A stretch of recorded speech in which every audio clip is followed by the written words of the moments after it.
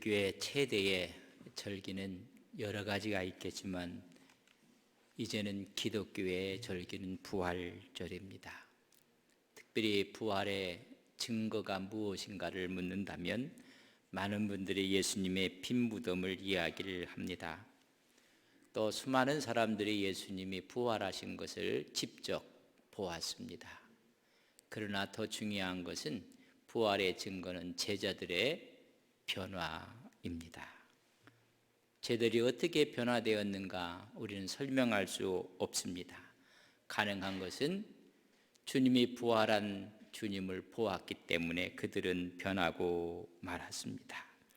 실망과 좌절과 절망 속에 있었던 제자들이 희망을 이야기하고 죽음을 두려워하지 않고 헌신했던 모습은 주님께서 부활한 모습을 목도했습니다. 거기에다 성령의 놀라운 강림의 역사를 체험했습니다. 오순절 날 성령이 임했고 그렇게 무능했던 그들은 용사가 되고 말았습니다. 예수님을 모른다고 부인했던 베드로는 오히려 부활을 증거하고 예수님을 증거하는데 자기 생명을 조금도 귀하게 여기지 아니하고 오직 하나님 말씀을 전했습니다. 모두가 부활한 주님을 만난 것입니다. 그 후에 성령의 강림의 역사가 있습니다.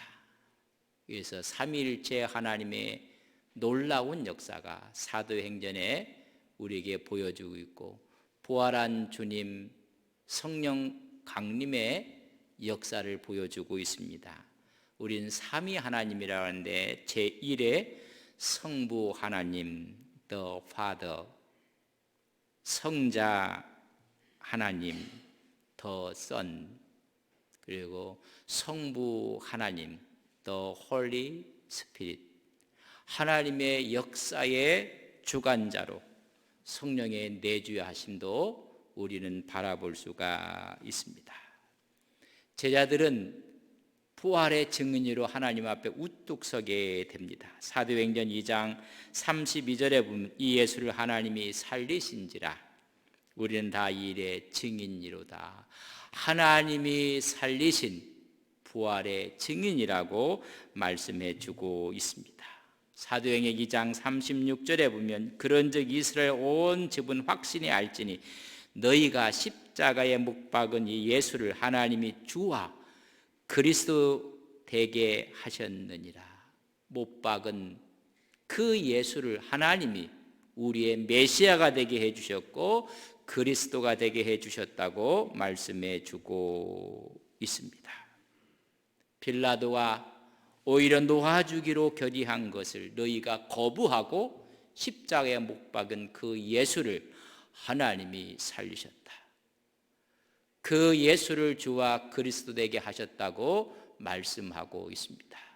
이 말을 들었던 사람들이 의할꼬 라고 이야기할 때 베드로가 회개하라 외쳤던 모습을 보게 됩니다.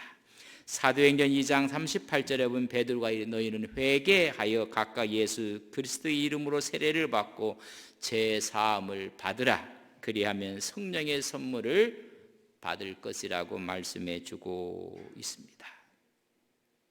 여러분, 우리에게 중요한 것이 회개요 예수 이름으로 세례를 받는 것입니다.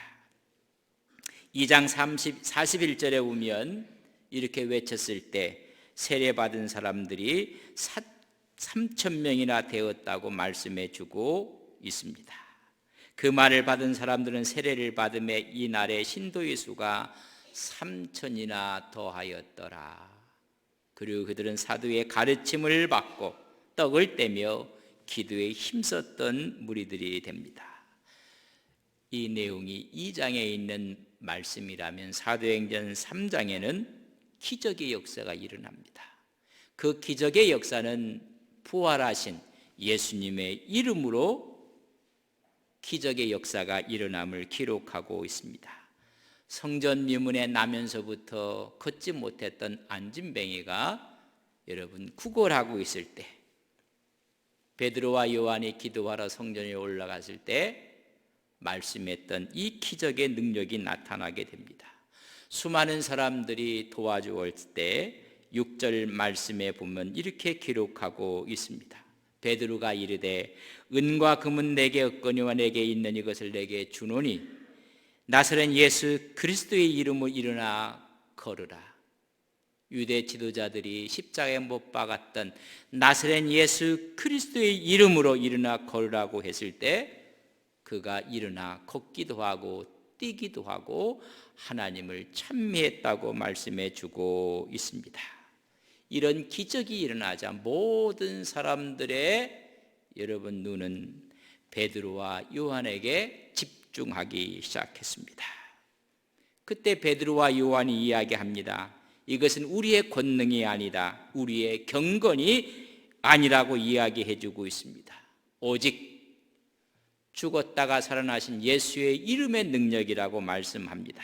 16절에 보면 그 이름을 믿음으로 그 이름이 너희가 보고 아는 이 사람을 성하게 하였나니 예수로 말미암아 난 믿음이 너희 모든 사람 앞에서 이같이 완전히 낫게 하였느니라. 예수의 이름을 이야기해 주고 있습니다. 예수님의 이름으로 난 믿음이라고 이야기했고 우리는 이 일의 증인이라고 말씀하고 있는 것입니다. 너희들이 죽였지만 하나님이 살리신 그 예수의 능력이라고 15절에 보면 생명의 주를 죽였도다. 그러나 하나님이 죽은 자 가운데 그를 살리셨으니 우리가 이 일의 증인이라. 부활한 주님의 능력인 것을 말씀해 주고 우리는 이 일에 증인되었다고 말씀해 주고 있습니다. 사도행전 4장 4절에 보면 말씀을 들은 사람 중에 믿는 자가 많으니 남자의 수가 약 5,000명이나 되었더라. 믿음의 사람이 자꾸만 늘어가고 있는 것입니다. 부활의 증거가 무엇입니까? 제자들의 확신 있는 말씀 선포였습니다. 두 번째는 하나님이 믿는 무리가 자꾸만 늘어가는 교회가 여러분 이 지구상에 새롭게 공동체로 형성이 되는 것입니다. 이런 역사를 싫어했던 사람들이 또 있습니다. 4장 1절과 2절을 읽어보면 사도들이 백성에게 말할 때에 제사장들과 성정 맡은 자와 사두개인들이 이르러 2절에 보면 예수 안에 죽은 자의 부활이 있다고 백성을 가르치고 전함을 싫어했다. 메시아를 기다리며 있었던 종교 지도자들은 그분이 이 땅에 오셔서 부활하심으로 그가 메시아됨을 증명했지만은 그 사실을 싫어했던 무리들이 있습니다.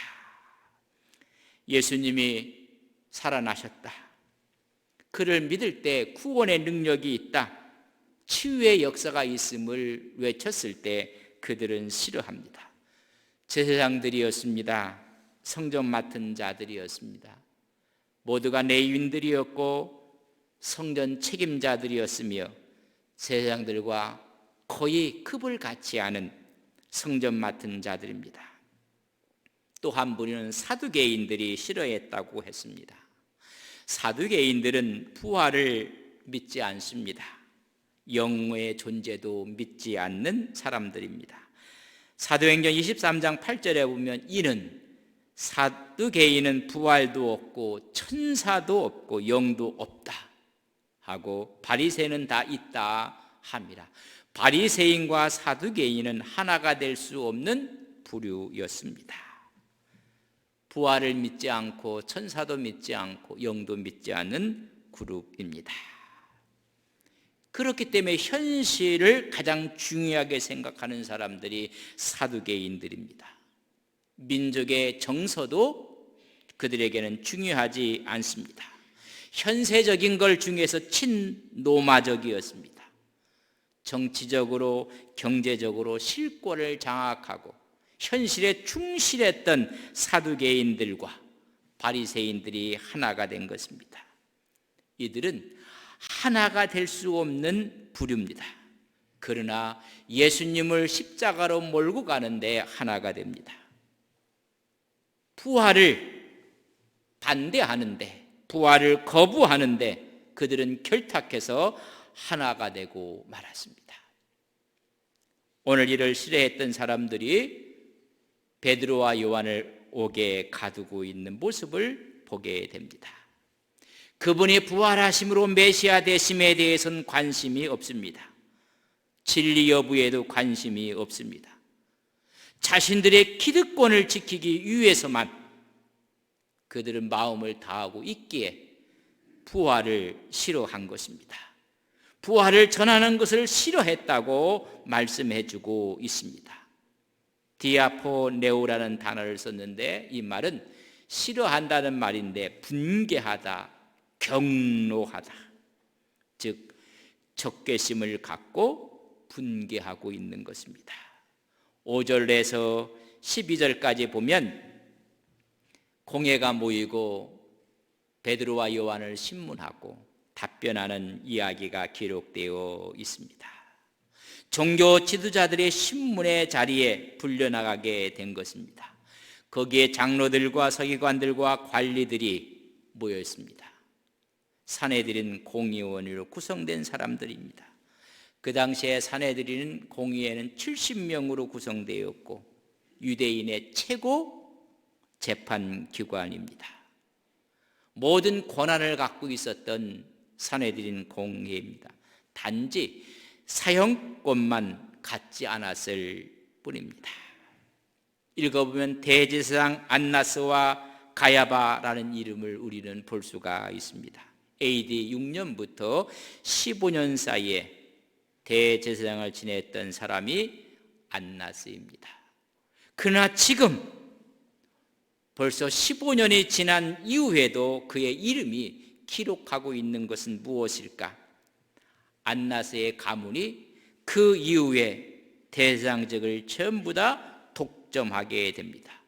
그의 가문이 7명의 대제사장을 배출하게 됩니다. 로마로부터 피오를 받았던 대표적인 사람입니다. 모든 것을 독점했습니다. 정치, 종교를 권력화한 사람이 안나스입니다. 예수님께서 십자가에 못 박힐 때 대제사장은 가야바였습니다. 그러나 꼭 앞에 안나스라는 이름이 먼저 기록되어 놓고 그 뒤에 가야바를 이야기했습니다. 가야바는 안나스의 사위입니다. 하여튼 모든 사람들이 다 모였다고 이야기를 해주고 있습니다. 최대의 관심사는 부활 사건입니다.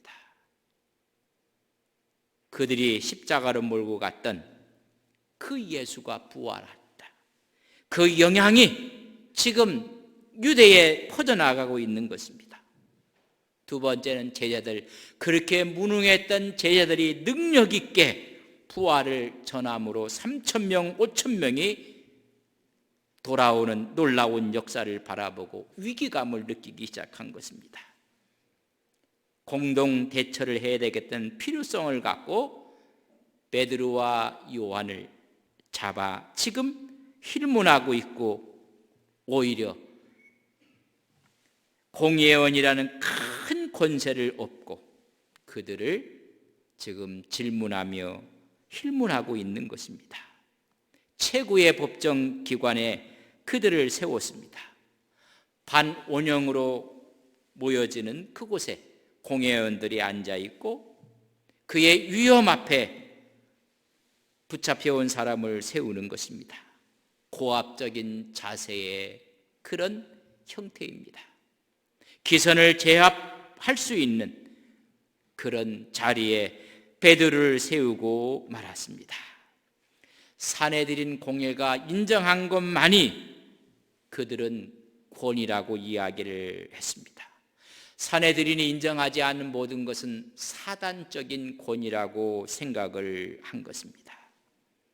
성전 유문에 앉아있는 안진뱅이를 일으킨 것도 산헤드린 이름이 아니었다는 것입니다. 산헤드린 공회에서 준 권위가 아니었기 때문에 이 자체는 사단적이라는 것으로 몰고 가고 싶은 것입니다.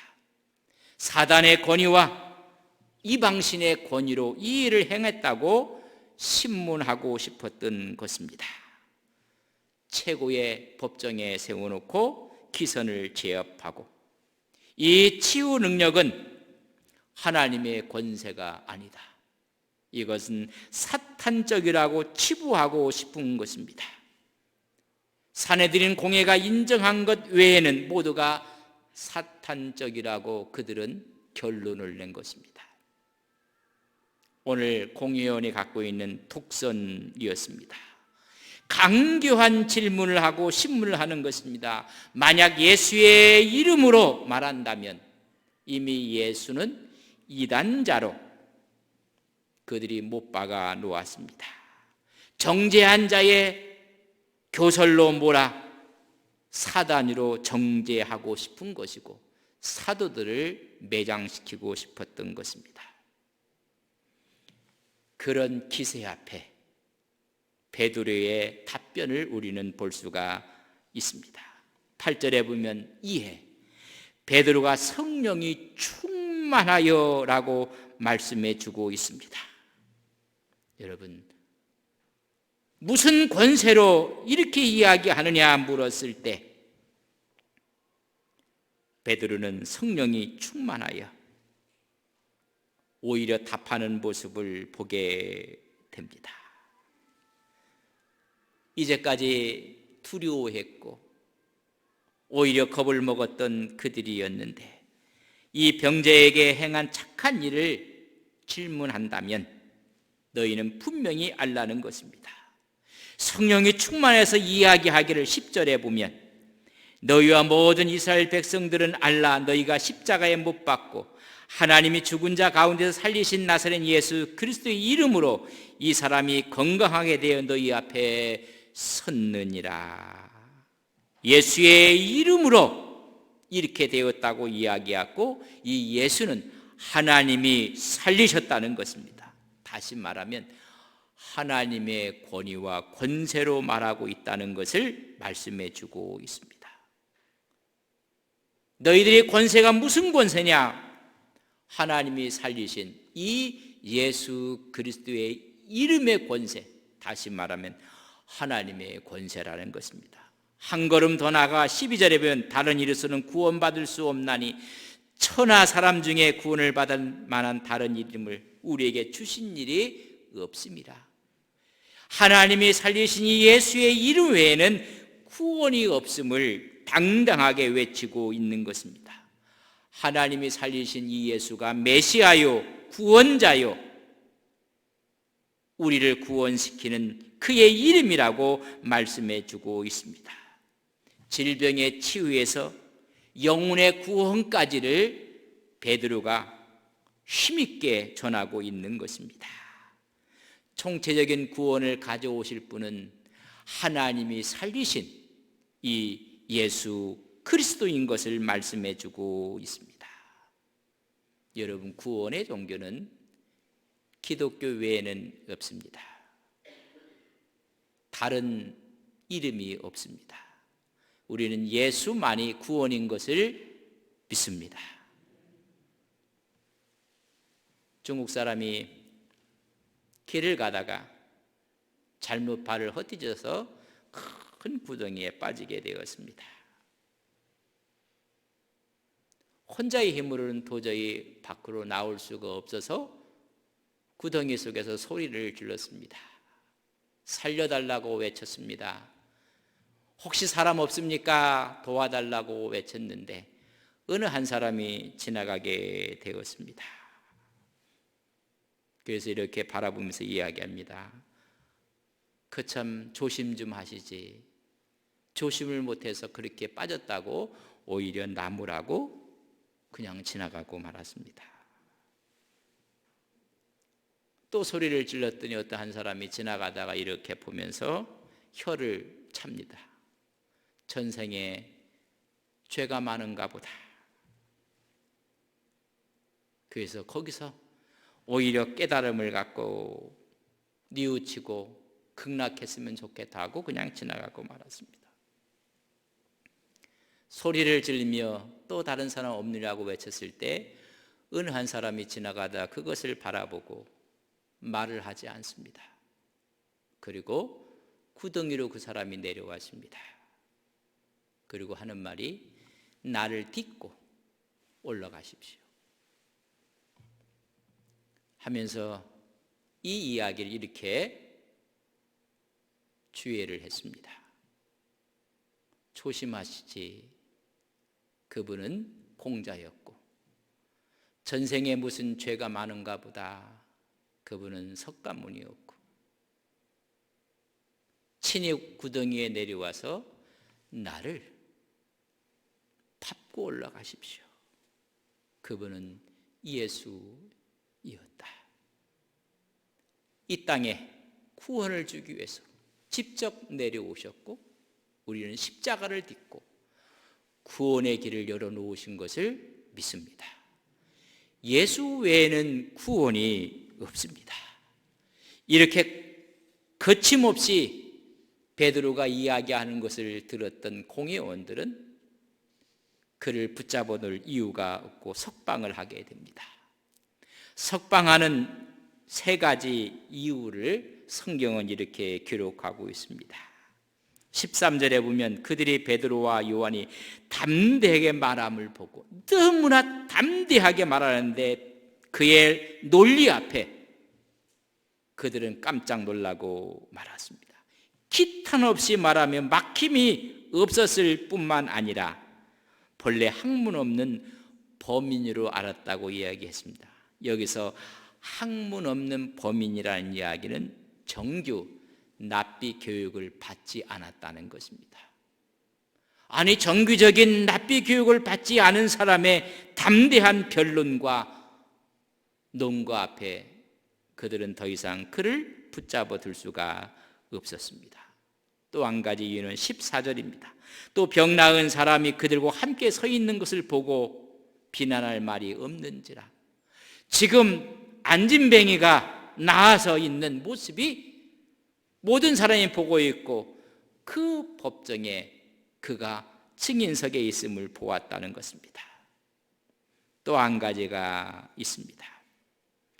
이런 내용이 모든 사람들에게 전해지게 되었습니다. 16절에 이렇게 기록하십니다. 이 사람들은 어떻게 할까? 그들로 말미암아 유명한 표적 나타난 것이 예루살렘에 사는 모든 사람에게 알려졌으니 우리도 부인할 수 없는지라. 예루살렘 모든 사람이 다 알기에 부인할 수가 없습니다. 만약에 그들을 억압했더라면 수많은 사람들이 여러분 들고 일어났을 것입니다. 그것이 두려워서 석방하고 맙니다. 이런 하나님의 부활의 능력의 기적 앞에 그들은 신앙으로 반응하지 않습니다. 완악한 불신앙의 태도를 간직합니다. 석방하면서 협박과 위협을 하게 됩니다. 이후로는 이 이름으로, 예수의 이름으로, 부활한 주님의 이름으로 아무에게 말하지 말라, 그리고 가르치지 말라고 협박을 하고 놓아줍니다. 이때 베드로가 하는 말은 여러분 그들의 마음을 섬뜩하게 하는 말을 합니다. 신앙의 고백이었습니다. 19절에 보면 베드로와 요한이 대답하여 이르되 하나님 앞에서 너희의 말을 듣는 것이 하나님 말씀을 듣는 것보다 옳은가 판단하라.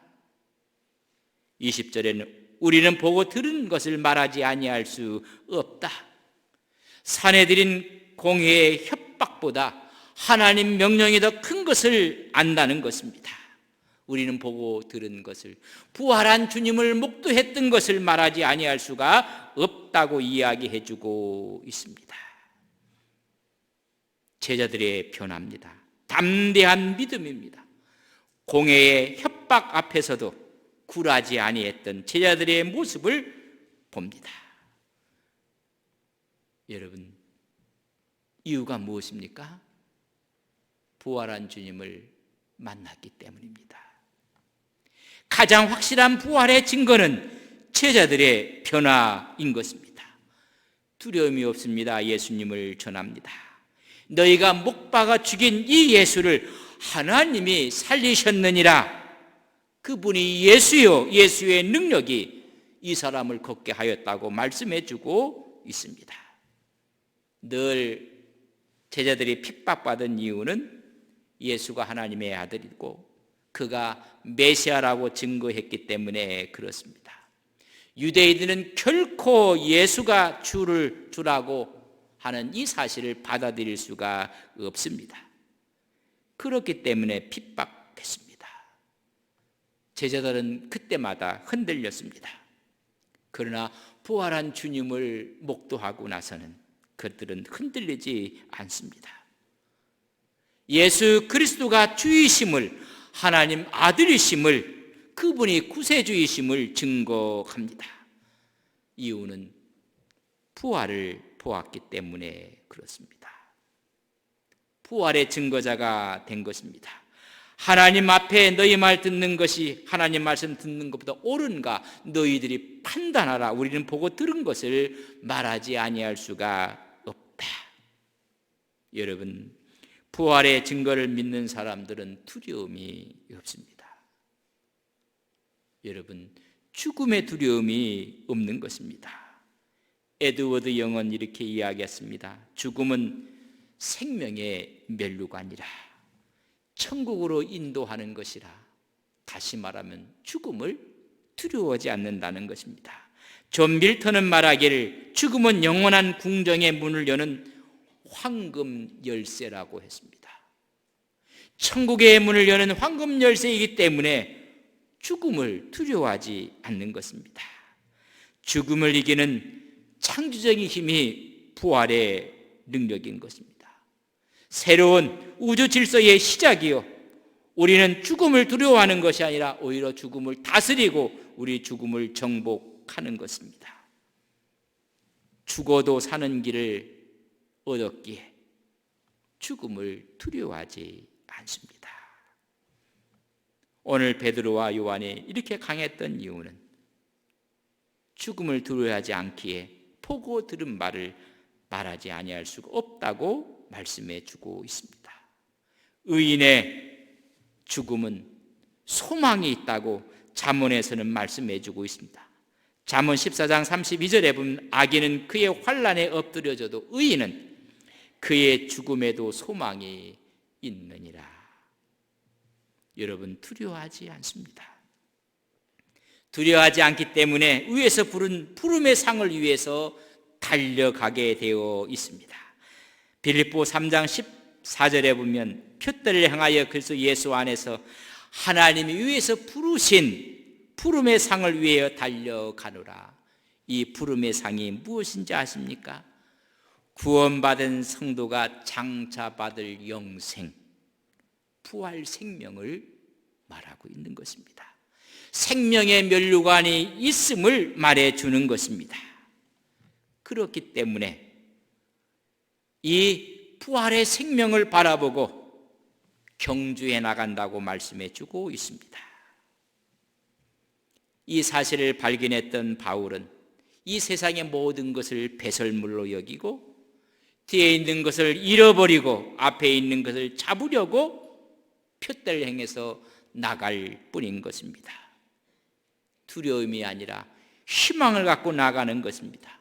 그렇기 때문에 만약 우리가 바라는 것이 이 세상뿐이라면 우리는 가장 불쌍한 사람이라고 고린도전서 15장 19절에 말씀해 주고 있습니다.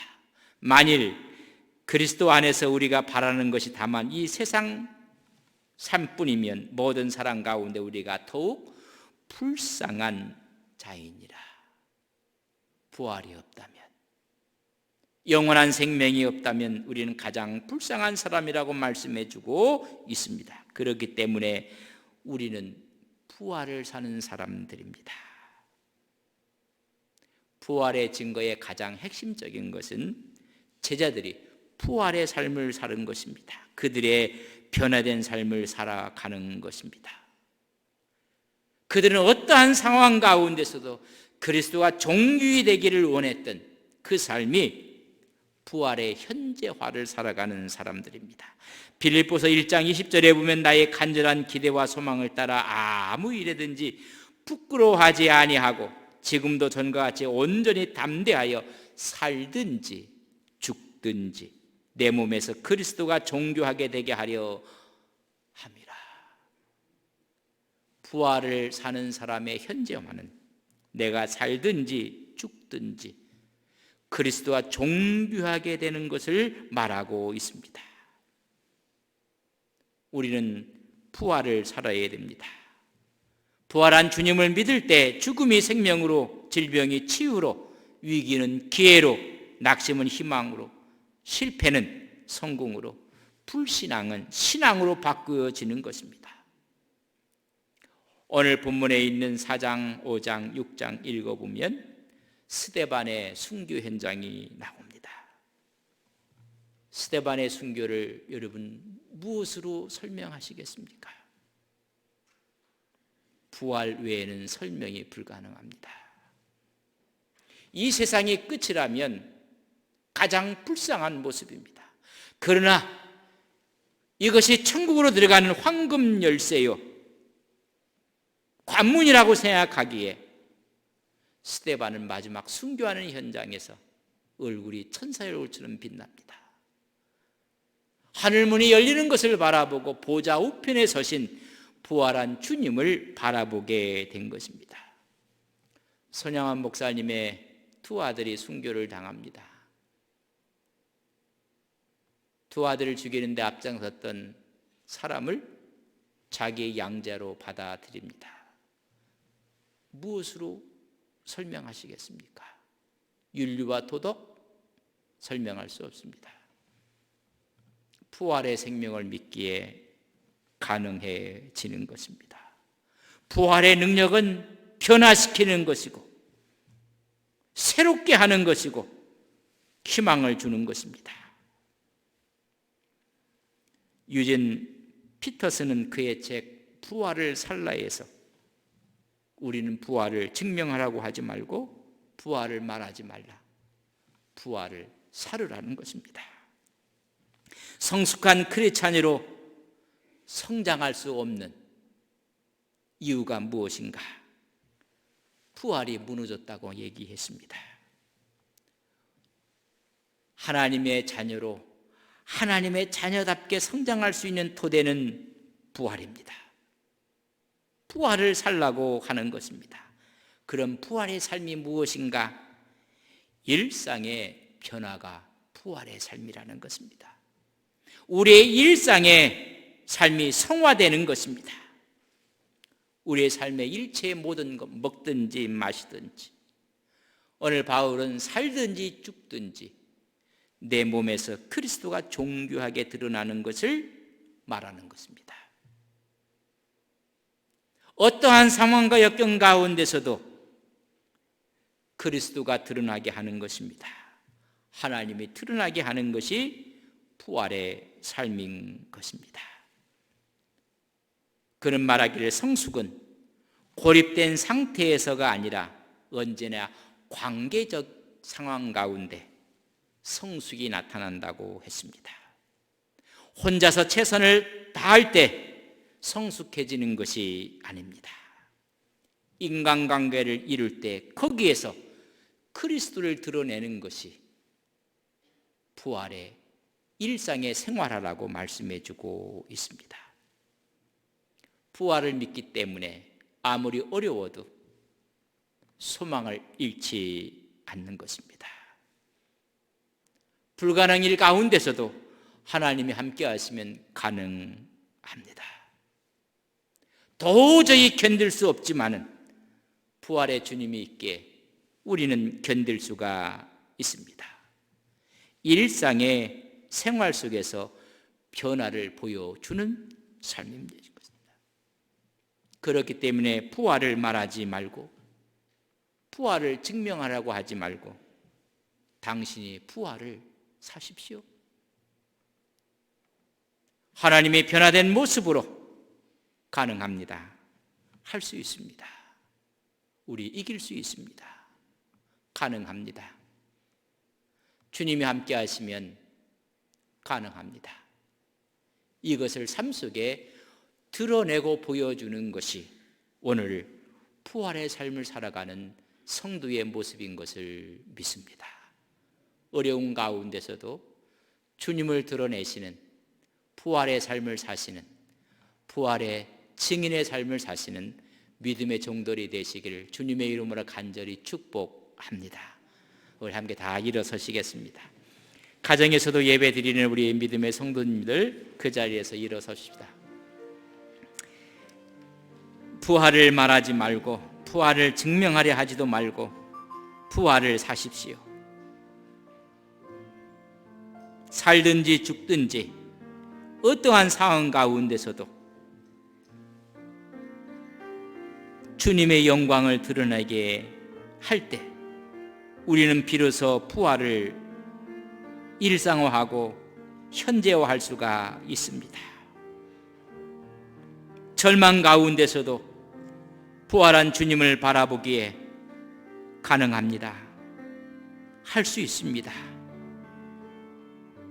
하나님이 함께 하시면 능히 이길 수가 있습니다. 일상의 성화요, 일상의 변화가 부활의 삶입니다. 제자들은 그를 증거하고 또 증거했습니다. 부활절을 지킨 우리의 심령 가운데 부활의 영 되시는 성령의 영이 오늘 우리 마음에 임하게 해 주시옵소서. 일상의 변화가, 일상의 성화가 주님을 드러내는 삶이 되게 하옵소서. 함께 기도하시겠습니다.